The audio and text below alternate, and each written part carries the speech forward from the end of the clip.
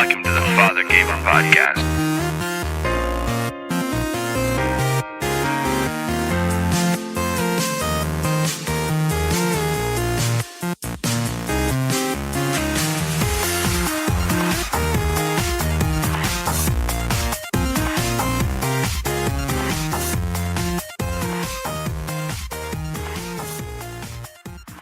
Hey guys, anyone who's been listening to the show for any time at all knows I like to change it up from time to time and do something a little different. And with the recent Brexit vote, I wanted to talk to a UK friend of mine who's in game development, Tom Beardsmore from Coatsink, and talk to him a little bit about how it's going to affect the UK in game development and how that ultimately might affect the rest of us in the world.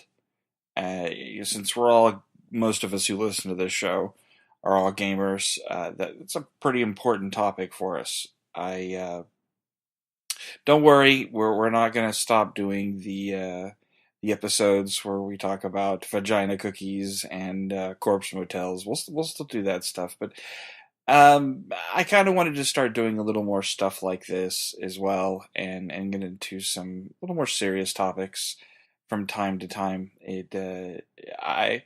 I'm lucky enough to have this platform to talk from, and I think I have a good opportunity to talk to some great people about some stuff that I think a lot of you guys would be interested in. So again, don't worry, we'll still do the WTFs and talk about gaming stuff, and I know good and well we'll talk about a lot of Pokemon Go and all that kind of stuff coming in the next couple of weeks. But I wanted to take a moment before we move on to the interview. I'm not going to get super preachy, but I wanted to talk about kind of the changes that are going on in the world we live in.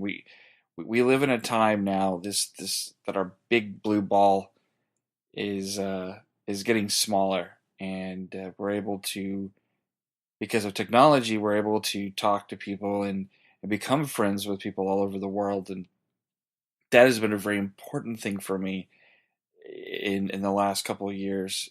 Being able to be friends with people from the UK and people from, I have friends from Africa, I have friends from all over that I would have never met without social media and with technology. And one of the ways that technology grows is with the ability to bring people in from other countries and have other ideas. And one of the things that's stopping this is fear. And that's something that I think it doesn't matter what side of the political spectrum you're on. And I will never sit here and say, okay, you should vote for this person. You should be in this political party. I think that's a personal issue, and I would never ever do that. That's not the kind of person I am. But I do think we need to look at a lot of our decisions and wonder, is it based on fear? Is, like at Brexit, there was a lot of stuff with the people that were pro Brexit that it was fear of losing one's identity. It was fear of losing one's job, and ultimately it was fear in losing one's life with terrorism and other stuff. And as somebody who's a parent, I can sit here and I can honestly say fear leads a lot of my life. I sit around sometimes and go, should I go to the movie theater? Should I do this? Should I go to a concert? Should I go to E3? That stuff does, enter into the conversation. But we need to realize that we can't let that fear dictate our future and keep us from making the world a better place. And so hopefully with the ability, with the current technology and the way that we can discuss new ideas, things will change. So sit back, take a listen to the interview I did with Tom, and let us know what you think. There's no need for finger pointing, all that kind of stuff. I don't think it's needed right now. I think right now we're in a time of let's figure out solutions instead of finger pointing. Once again, thank you for listening. Okay, I'm with my UK bud, CEO Tom Beardsmore from Coatsink, and I want to talk a little bit about Brexit. Which, by the way, I hate that name. It's the absolute worst. It's one of those horrific modern amalgamations of words, isn't it? It sounds like if you have a heart attack, that cereal that they make you eat in the morning. Like it just sounds like terrible brand filled something or other. I hate the name. But I wanted to know exactly how it's going to affect game development in the UK. That was once I heard it, that was exactly the first thing, which is probably the worst thing I should have thought about. But to me, I have a lot of buds in the industry, and I kind of wanted to know how it affected you guys, how this seems to affect you guys. Yeah. Well, there's been no negative effects for us so far.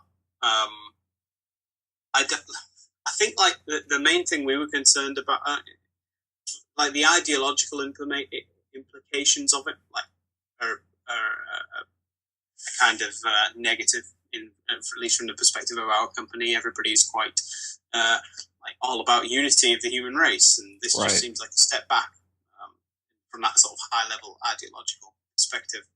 But I think it sort of like the economic uncertainty has the potential to put investors off, and we take a lot of our income from overseas. So even with Steam game sales, they're all coming in dollars from the US.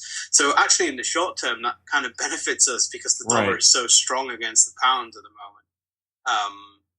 So it's actually worked out in the short term to be good for us, but we're still like from at least from sales and from outside investment. Whenever we're paying money out, so we're paying money to Europeans for sound services or QA or anything like that, that's bad for us because we're then having to pay a lot more than we'd originally anticipated we would have to.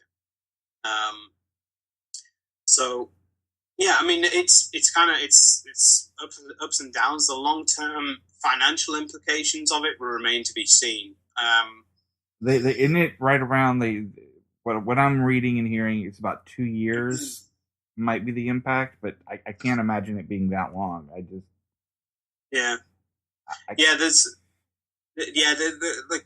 government has I think they have a stipulation where once they enact the I forget whatever the hell the rule is numbered at, but it's like there's some rule where once they enact it, or this act that they enact, they have to act within 2 years to leave the EU or get an extension. So, like, I think that they'll be tied up in bureaucracy for when it comes to actually leaving the EU for some time. It could be 2 years. It could be a lot longer. Well, apparently everybody that wanted it left. So yeah, all those absolute retards on the leave side. By the way, I'm so sorry. I just found out recently that Johnson is an American originally. So I apologize. Is he Boris? Yes. Is he? I apologize. He looks like like he borrows Trump's wig from time to time. Yeah, they do. They both are quite Trump-like, aren't they? Yeah. They do look like long lost cousins.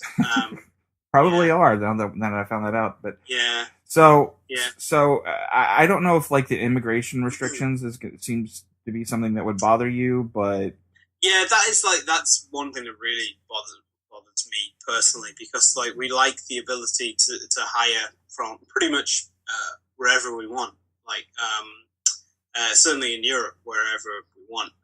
That's not to say that we don't hire a lot of English people, because that's what people are worried about. They're like, well, it's the classic South Park, they took our jobs thing, isn't it? Yeah. It's like, I did an interview with The Guardian where I was asked that question, like, what would you say to people who would complain about you hiring a Bulgarian? We have like a Bulgarian on the team who's an artist called Emil, and he's a really, really good artist. And my answer was, we hired all the really good English artists we could find, and there was no more applying, so we hired the Bulgarian. Right. But at the same time, you're going to hire the best talent, regardless of where it comes from. Just it's like from an ideological perspective, this whole nationalism thing in general over a piece of dirt, it just seems completely absurd to me. Especially at a time that humans should be getting closer together. It seems like it's counterproductive to. It's really counterproductive. To anything, not just gaming, but it's any kind of business.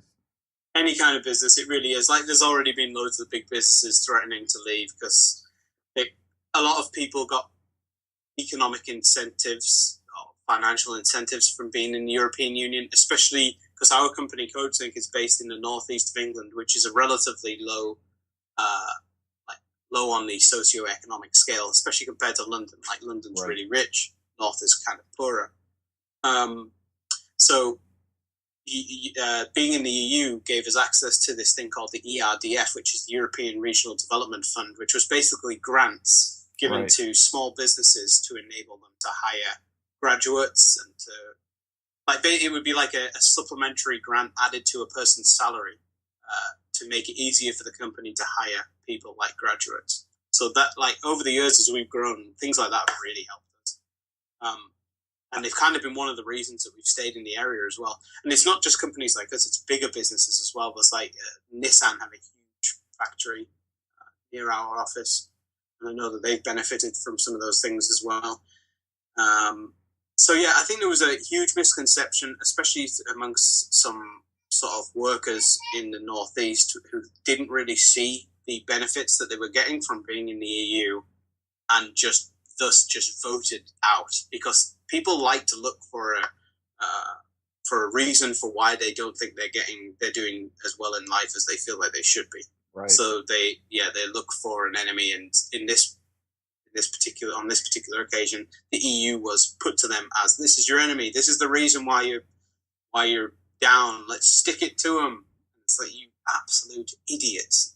You literally, so many people have just shot themselves in the foot and don't realize, like, the number of people that were having part of their salary paid for by the EU voted to leave the EU. Right, I saw that, and I'm just like, there's no takes backsies. It just didn't make any sense. Now, I know, since I don't deal with these and I've had to research these, is it Taiga and Yuki? Yeah, those are two trade organizations in. How will that affect that with you guys? Do you guys do anything with them, or? Yeah, we do particularly with Yuki. They're a really cool organization. I think that they'll be fine. I think that they'll be hopefully supported by the UK government. Hypothetically, the UK government should be able to take some of the money that it's been putting into the EU, and redistribute it in an effective way that continues to support all the organisations that were being supported by the EU. But whether or not they do that, especially with it being a conservative government, which is like the equivalent of the Republicans, in case that wasn't clear. Yes. You're like, oh God, where are they going to put that money?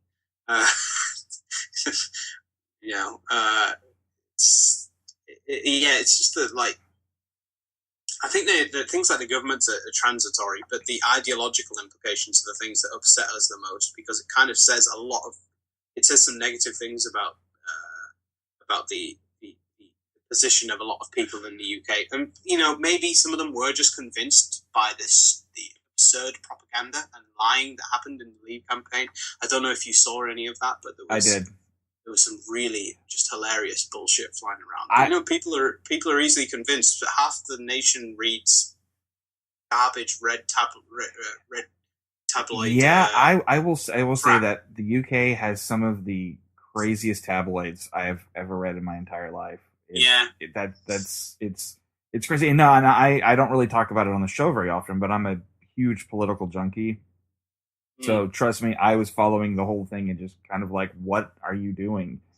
And then, and then I was kind of at the same time going, is this what's going to happen to us in the next, in November? Please, no. So trust me, it was a lot of fear going on over here as well. So, now a lot of people, I've seen developers, I've seen businesses expressing maybe going to Scotland because they're thinking about jumping. Yeah. Leaving the UK. Is that a possibility for you guys? Do y'all think? Yeah, it's definitely a possibility, and also Canada, which I think is the other place that Canada is. I had a great discussion with the with a few developers during E3 that are from Canada, and they're just like, yeah, the government just gives us money. We do, we get to do our thing, and I'm just like, I want to move to Canada. Yeah. So yeah, they have some, like, to be fair, the UK has some really amazing game tax credits, they're called, which are basically something that they introduced to like fight back against Canadian tax credits, because they were taking all of the games companies over there. So yeah, they're really good in Canada. Depending on what part of Canada I think you're in, they're particularly good. Yeah, I was looking up the some of the numbers, and it was like well over $1 billion that UK makes from just games. Oh yeah, I think it's actually well over 3 billion. Really? Yeah, bad numbers on my count. And that's in fact pounds as well, and that's pure profit as well. Wow. I think it was like 3.2 billion. You would figure that would be in their best interest to fund as much as possible, you guys. Yeah. So they have some really good incentives at the moment. It's just now everything's kind of up in the air, so people begin to panic and plan ahead. Of course, you've got the issues of uprooting potentially families of people and taking them overseas. But if the companies are making enough money, then presumably they can make it worth the family's whiles to do that. But yeah, it's like we definitely thought about it. We've been looking at it. I think we'll certainly we're at a point now where the company's kind of continuing to grow, so we need to think about whether we want to keep building here or maybe start something on the West Coast anyway.